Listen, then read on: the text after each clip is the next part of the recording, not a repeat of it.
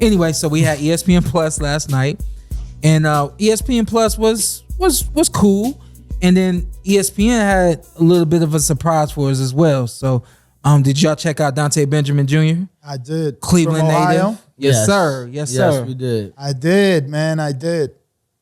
And he's very sharp for a young. I think he's 20 or 22, right? 22 now. But sharp. And I know exactly where it comes from. So no surprises for me at this point to see him put it down like that. I pay attention to the commentary while I watch boxing. I pay attention to the commentary.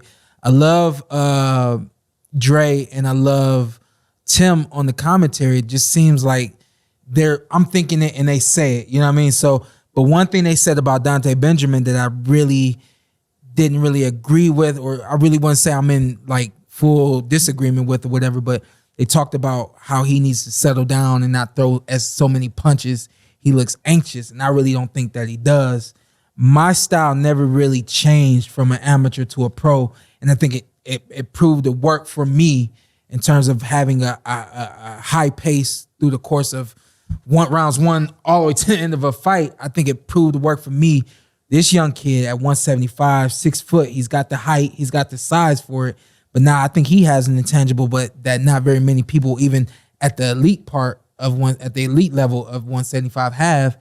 And it's the ability to punch in combination, the ability to be, aware offensively and defensively, and the list goes on. So I thought he looked really good last night. Yeah, no, I mean, it was a quick outing. But I would say I was impressed as well. I was going to ask you, having fought, what are the things that we probably wouldn't expect that you look for in a fight or that you're looking at when watching a fight? Like a young kid, right, or just anybody? Well, let's just use last night, for example, since we're... With Dante, I like that he uses his jab. I think a lot of fighters, they sit back and they wait. A lot of guys don't use their jab to land it. And I think I saw that out of him last night too, that he's throwing his jab with intentions to land it. And then another thing that I like about him, again, at 175, the ability to punch in combinations, 3-punch combinations, 4-punch combinations. And then he's still young enough to not be aware of, I need to pace myself, quote unquote, pace myself. You know what I mean? Right. You're going to get a lot of excitement from him at this stage in the game. And if he's successful doing this at this stage of the game, imagine where he's going to be when he's 15-0, 20-0, and he's been successful doing all of the things that nobody else does at 175 in terms of being able to punch in combination, move with his feet, offense and defensive awareness. Those are the things I'm looking for from a young kid. How defensively are you aware? When that power lands, are you admiring your work, or are you going to get back to your defense? So those are, to me, really professional tactics, and I see that from the young kid and Bruce, who we'll get to as well. Yeah, for me, that's your weight, by the way, I think. No, hell no, not 175. Still a heavyweight. But for me, okay. I was just more tuned in because he's trained by Sappho and Prentice Brewer, so he already had my attention. Mm-hmm. I haven't watched him until yesterday. That was my first time seeing him. Mm-hmm. But I nitpick. So, I went checking the resume, checking the opponent's resume. The opponent basically was built up, so I knew not to expect much. And when he got in there, he looked significantly older than what it says on paper. Oh, yeah. And then he blew him out in the round. So, I text Prentice and Coach Sappho and congratulated, but there wasn't much to see there in one round versus an overmatched opponent, in my opinion. But I was happy for Sappho because I know he's been doing this for so many years. Mm-hmm. A lot of the amateurs that he has turned into amazing professionals have gone with other trainers.